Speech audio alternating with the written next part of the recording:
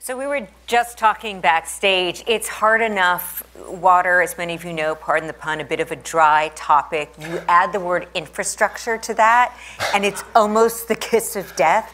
And yet it is the most important, one of the most important issues when it comes to water, especially in this state. So we're going to make water infrastructure sexy again. But before we do that, I think we need to set a little bit of a foundation here. And Wade, I'm hoping you can, for people who aren't as familiar with California's water history, remind us, what is the infrastructure? When did it come to be and how? Great. So when we think about infrastructure, what comes to mind are dams, canals, maybe pipes under streets. And that is indeed the backbone of California's water infrastructure. Developed middle part of last century, 75 years old, in some cases 100 years old. And it worked well for a long time. About 2/3 of the precipitation that falls in California falls in the Sierra Nevada mountains. Dams have traditionally collected that snowmelt over the spring and then sent it on through the state water project and the federal water project to cities and farms. And as I said, that was really an engineering marvel, the middle part of last century. But a lot has changed over the last 70 years. The population's doubled. The economy's exploded. California is now, I think, the 6th or 7th largest economy in the world. We know a lot more about the environment and the impact of human development on the environment.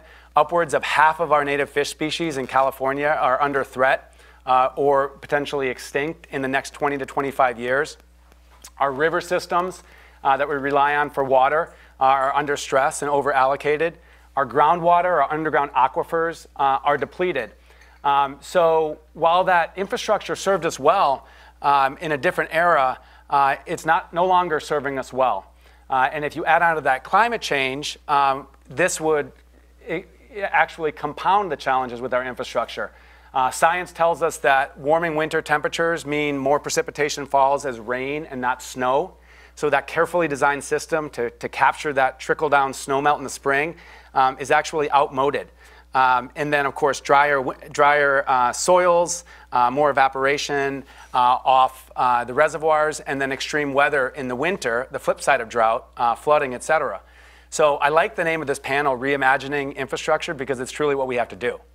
So Veronica, let's talk about how all this plays out for you in the work that you do today. As we just heard from Wade, we've got kind of this, I will not stop with the bad water puns. They just come this perfect storm of this old, had to go there, because that's what it is, right? You've got the antiquated infrastructure, you've got concerns about global warming, you've got this huge population boom, and it doesn't seem like any of this is going to stop, right? So how does this affect you? Maybe you could give a couple of specific examples in the day-to-day work of the challenges of the current infrastructure. Sure. I'll start by saying that there are over 1 million Californians without access to safe drinking water today. That's the State Water Resources Control Board has identified more than 300 public water systems that are in violation of primary maximum contaminant level standards that are exceeding those MCLs with arsenic, nitrate, chrome 6, TCP 123, you name it. And the 1 million number, that's just the communities that are on those are just residents and individuals who are on public water systems. There are hundreds of communities on domestic wells and private wells throughout the state of California where their water is not tested. Their water is not reported unless the property owner chooses to do so on their own behalf. So that's one thing. The reality is that infrastructure is old and needs to be, we need to really think about innovative and creative ideas to address the issue, but at the same time, think about what is the human impact of water and who has access to water and who has access to decision making when it comes to water policy in California. And George, you do very similar work. Can you talk a little bit about what you're seeing on the ground when it comes to infrastructure and its impact? Yeah, absolutely. So our work at DIGDEEP is nationwide. Veronica mentioned the 1 million+ people in California who don't have access to a clean source of drinking water. We work with the 1.3 million+ people across the country who have no access to water whatsoever. Most people are surprised that there are still millions of people in one of the world's richest, most developed countries who don't have this basic thing that we all take for granted. But in fact, their daily lives look a lot like the clients I've worked with in my career before in East or West Africa. I mean, women, children who leave their house in the morning in a place like rural Arizona or New Mexico or California with a bucket and they walk to a livestock pond or a trough and they pull home water, often that they know will make them sick with bacteria, again, nitrates, arsenic, even uranium. So we are helping to reimagine infrastructure. Because these families are not expected to be served by traditional infrastructure, at least not in the near future. So we help these communities manage their own solutions to these problems, build their own community-based infrastructure, things like water trucking programs. And so that's how we're focused on solving this problem. Let's dream big. Let's go straight for the top. Let's say I somehow had the ability to open up a magical checkbook and hand you each a check and say, go nuts, go hog wild, spend whatever you want on reimagining infrastructure. The world is your oyster. Wait, you're just like champing at the bit here. What would you do with that money? Yeah, I'll give you my wish list. I mean, the good news, and I'll say something provocative, which is I think we have more than enough water in California. We just need to be far more resourceful about how we use it. Think about when it rains in Los Angeles in the wintertime. That is, as the LA Times coined it, liquid gold. For a region that imports 85% of its water from these stressed river systems far away, it should be capturing this winter stormwater and underground aquifers for future use, building that local sustainability. At the same time, in agriculture, same thing. These groundwater basins have been depleted as a result of agricultural pumping. Well, we should scale up a massive public works program to ensure that there's groundwater recharge, that when those storms come in the winter, they actually get underground. So that's number one. Number two is we need to be more efficient about the way that we use water. That's not something terribly sexy, but if you look at what we could be capturing in efficiency in our own lives or in economic productivity, there's a lot more to be done.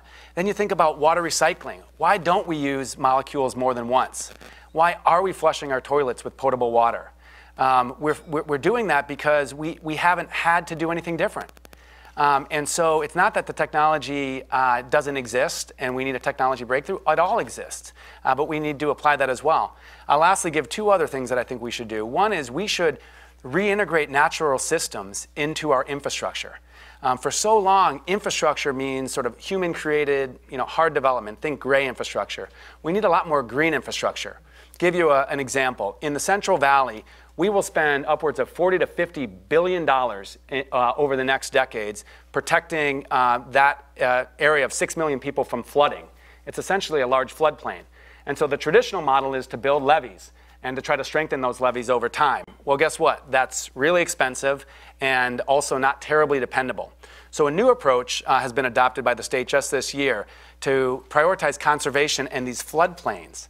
The idea that if you create the infrastructure so when it storms and those levees are threatened, the water can go over in strategic places and flood fields. A great idea, and guess what? It's how nature works. And guess what? It helps those threatened fish. And in some cases creates an ancillary revenue stream for farmers. So we need to bring nature back into the equation. And then lastly, on the other side of that, I think we can apply more technology to infrastructure. When we think of infrastructure, we think of stuff, physical stuff. But we should be increasingly thinking about data. And how can we measure and manage water more nimbly? Right now, our system is really brittle, so we can't get water where it's needed. And we saw that during the drought. If a willing seller of water wants to sell water to a willing buyer, we don't have a market. We have a regulatory process that takes weeks to approve that transfer. We should be utilizing data and building that into the infrastructure equation so we can be much more nimble with our use. It's all achievable. It costs money, but it's not terribly expensive, but it requires a paradigm shift. Veronica, that's a great starting point. What do you want to add to it? I think technology and sort of looking at integrating our natural systems into the provision of safe drinking water is important. I would add sort of we need to think of creative revenue ways, which Senator Manning will talk about later today, about how to make water affordable for low-income Californians throughout the state of California, especially when you have to throw in treatment. And we have to invest in the treatment and technologies to be able to be able to clean up contamination in a much more affordable way, and to do that. The other sort of layer is that there are hundreds of communities and disadvantaged unincorporated communities throughout the state of California that are sort of largely dependent on their own small special districts or sort of form of governance to provide water and wastewater services, stormwater, flood management services in their neighborhoods. And so the entire process is so fragmented that it's really difficult to secure safe water. It's really difficult to develop the technical, managerial, and financial capacities to be able to provide safe drinking water in communities. And it's also much more difficult to sort of democratize our water system and make sure that those that are most impacted and most vulnerable to water scarcity are actually part of the solution and are helping shape sort of what our infrastructure looks like in this new time and new age of where we are being forced to think about how do we do things differently, as opposed to just putting pipes in the ground and then walking away and not thinking about it again. George?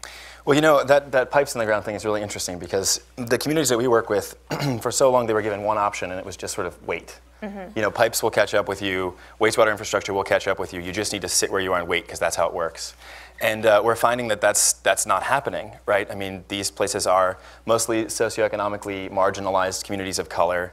You know, think like the Flints of the world, where infrastructure isn't something that you can just rely on someone else to give you. So if I had a blank check, I think I'd use it, or suggest that we use it to support the communities that don't have any access to infrastructure now, and build a coalition of federal, state, tribal, local, nonprofit, and human-centered agencies to help these communities get access to the water they need now. But I think an important part of the equation that hasn't been brought up here yet are, you know, if there are maybe 2 million people in the country who don't have any access to water at all, what about the other 331 million people who have access and who take it completely for granted?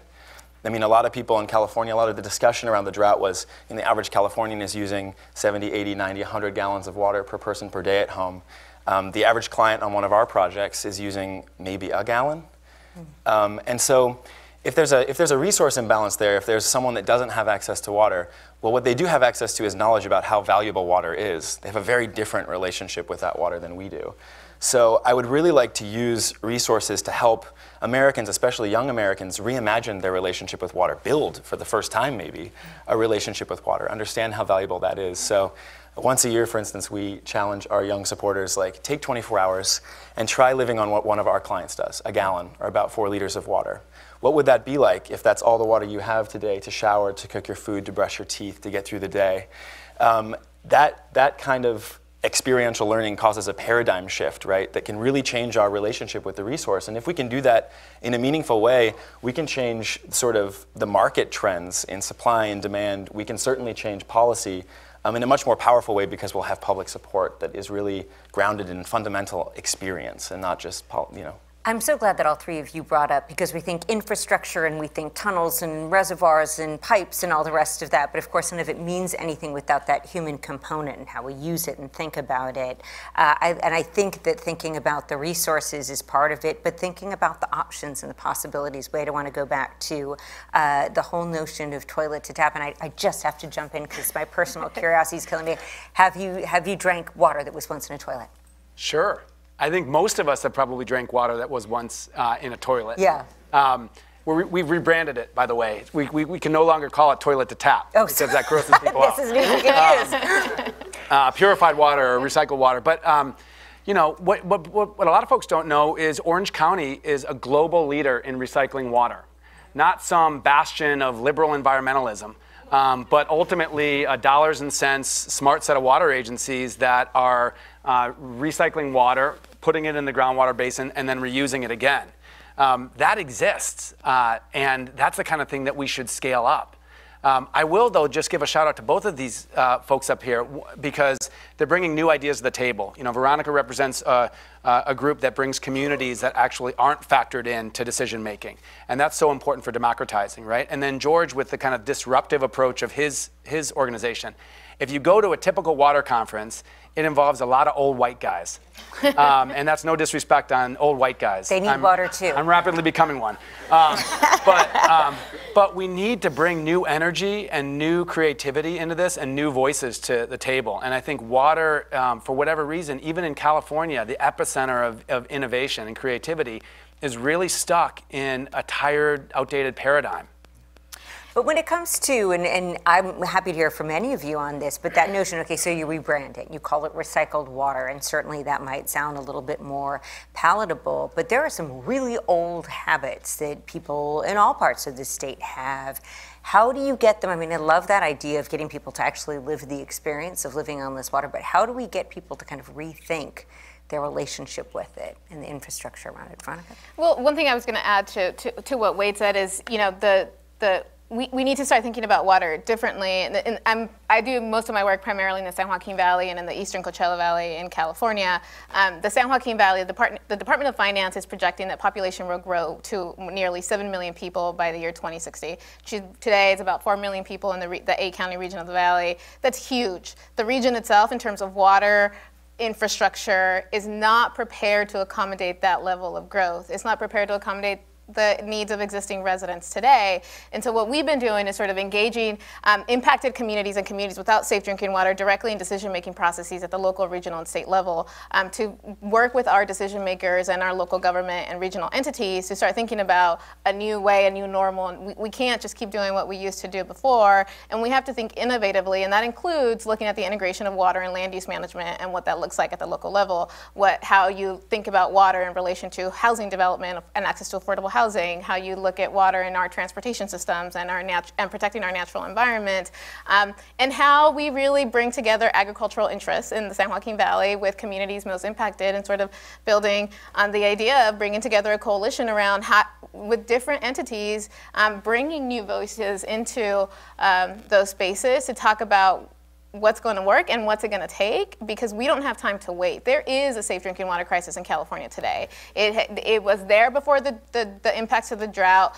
Communities in the valley and other places in California saw it the worst, where they literally, just imagine not having running water in your home and having to go to portable showers in your local church to take a shower each day after working 10 to 12 hours in the fields down the street from you. What that means as a teenager, what that means as a young woman, as a young man, what that means for a family, a child who grew up in the last 5 years without running water in their home in California, in sort of what community residents call the Golden Valley, because of its wealth in agriculture. You know, we have to do things differently, and it needs to be addressed now. It should have been addressed yesterday, because these are issues that many of us who grew up in the Valley have been seeing our entire lives. We've been talking about it for many times, and we've been to plenty of conferences around policy and water and what are the solutions, and so it requires sort of commitment, persistency, and a lot of disruption to be able to move the conversation forward. But I love that you say so calmly, oh, we just need to bring people together to get along, because that's easy, right? I mean, there's a lot of heated emotion, and we're talking about decades upon decades of people with interests and we're not just talking about casual interests, we're talking about people's lives, their business, their health, and it gets bitter and it gets acrimonious. How do we move past that when it comes to reimagining what water looks like here? You know, I think one of the big challenges we're up against is that, you know, since we started building that infrastructure in the middle of the last century, most of the great work that's been done in this country around water, wastewater is invisible, right? And you can see a road, you can see an airport, you can see a power line. You don't see a water line, you don't see a wastewater line, you don't ever visit a water treatment plant. And so it doesn't really become relevant to you until it is an emergency, until it is your life or your livelihood. And then it's difficult to get other people to care because it hasn't been their life and livelihood, it hasn't been their emergency, it's just been something that's been there for them. I think to answer both of your questions at once, one of the interesting examples in this realm is Singapore. So Singapore as a country faced a similar issue where they have a very specific amount of water in a very small country that was rapidly running out, and they were like, well, if we're going to solve this, we're going to need all of our countrymen to be stakeholders in the process. So what they did was they hired actually a California-based PR firm. And they built this incredible experiential education campaign around the value of water, and they opened up their water plants, and they put, you know, glass walls and windows in all of them, and they made every public school visit them and learn how this system works, and educated them on the fact that, you know, toilet to tap is really recycled or purified water, and that it's an okay thing to drink out of a bottle, it's an okay thing to take out of your tap. And I mean, they went so far as to put cartoons on public television and mascots at sports games. And I think that's the sort of level of creativity that we need. We need experiential education, because the reality is that those pipes are going to stay in the ground. They are still going to be invisible. But the problems are going to become more and more visible, and the people impacted, like Veronica said, are going to become more and more here in our own state. And so time is of the essence. I love that answer, especially because I am a strong believer, having grown up, as I was telling these folks before we came out here this morning. I grew up in California, in LA, in the 70s during a drought, and I went to a summer camp where we were told, if it's yellow, let it mellow, if it's brown, flush it down. Oh, the 70s. And when you're young and impressionable, that sticks with you. And especially in a place like California, where so many people come from other places, a lot of adults now did not have access to information like that as a kid. So how do we get to those older demographics who might not be getting the cartoons or the school tours, who may not have that message just deeply ingrained in every fiber of their being? It's a great question. I mean, first of all, I think Californians are ready. I think the big story of the last drought is everyday Californians stepped up and reduced their usage by an average of 25%. And that wasn't because the water police were standing on everybody's lawn. It's because people became aware of what they perceived as a crisis and then acted. And I think everybody in the room that lived in California during the drought knows that it was a topic of conversation around the dinner table, out the coffee shop, heightened awareness. So Californians stepped up. And we've seen it with energy conservation too, where on a per capita basis, Californians use half of the energy that an average American consumes. Once you were an environmentalist if you were worried about turning out the lights when you leave the room. Now it's common sense. Recycling, same thing. We have communities in California recycling upwards of 80–90% of the waste. That was once a fringe environmental thing to do. So I do think a piece of it is through education and young people, and then I think a piece of it is through really educating on the new normal. There's nothing like a crisis to actually focus attention.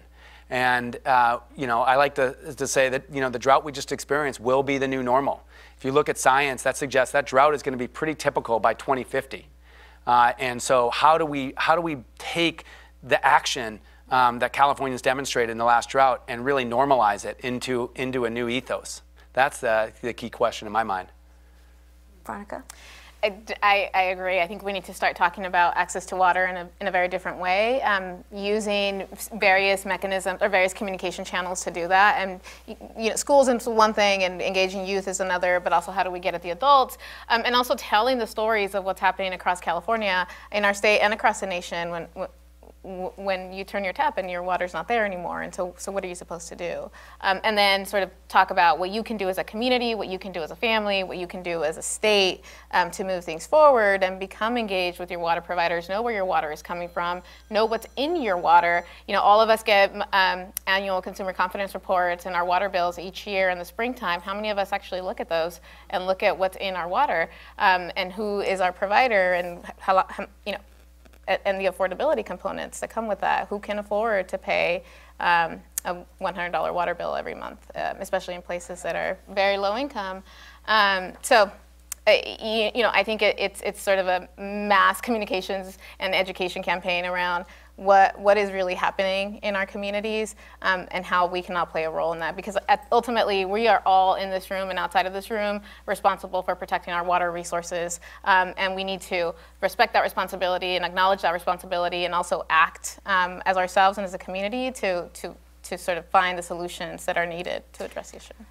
We have just a few seconds left here before we turn it over to the audience for their questions. But one of the questions that I have, and I know we'll be talking about this later on today, is the stick approach, the idea of a tax on water. As of yesterday now here in California, we are paying, if you drive a car that runs on gas or diesel, you are now officially paying more for it as a way to deal with some of the transportation issues that we have, also huge.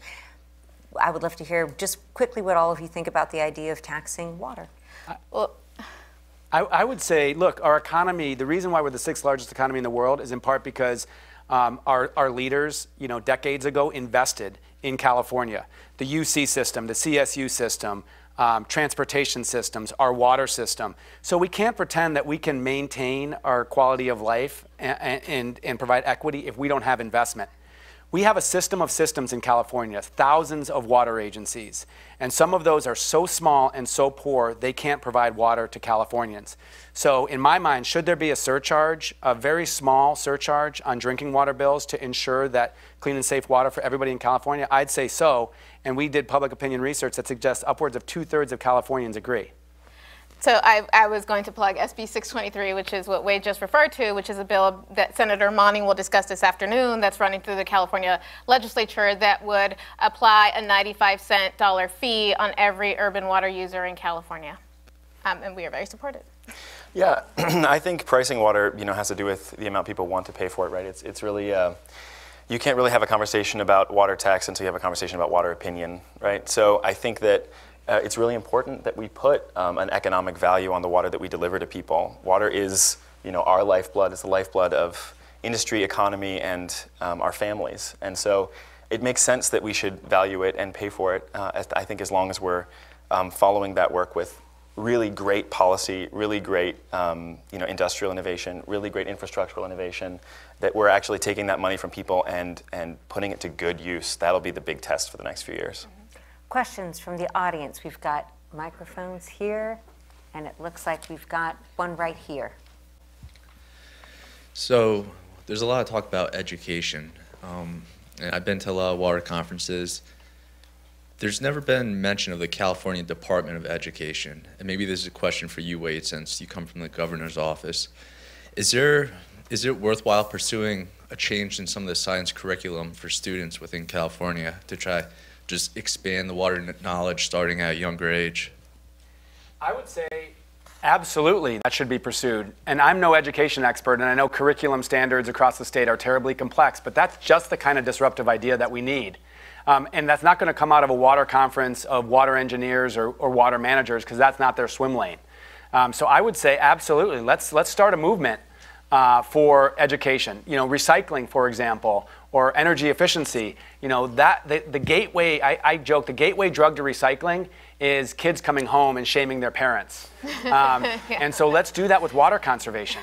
And if we can institutionalize that throughout the state through educational curriculum, Godspeed. I'm going to jump in too and say that is an excellent idea, and it's something that private foundations and nonprofits like ours have been working on. I know in California we have the Water Education Foundation that's sponsoring this Project WET, which is a curricular program that they give sort of to public and private school teachers to use on their own, but that still relies on the teachers to take the initiative to actually put it into their curriculum. But it is getting easier and easier to design curricula that can be used across schools, especially with new Common Core standards. And so I think that's been one of the big goals at our organization, is to figure out how to do that at a state and someday on a national level.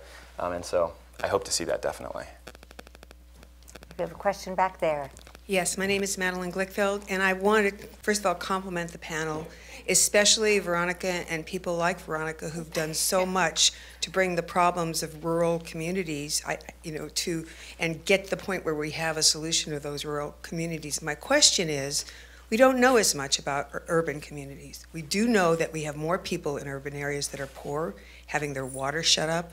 We do know that they live in very small communities where there's groundwater pollution. They're getting their water from groundwater.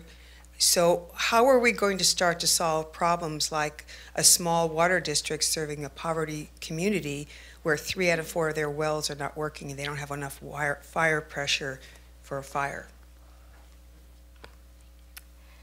Sure. I mean, I think that there are a number of efforts right now in California to address those issues and address small districts and urban areas that aren't sort of dealing with the same issues in rural communities. I'll point to AB 401, which was carried by Senator Dodd when he was an assembly member, which looks at, it tasked the state water board with reporting to the legislature on how to make water affordable and look at low-income water rate assistance programs. That report is due to the legislature early next year, and there will be potential solutions on how to look at that. SB 623 and bonds and other, there are dollars that prioritize funding for communities, both urban and rural communities, to make sure that those water needs are met. I pointed to 623 earlier, which is the bill that is running through the legislature now that would have a water that would apply a water user fee to all urban waters in California. The bill itself also has it would house the fund at the State Water Board,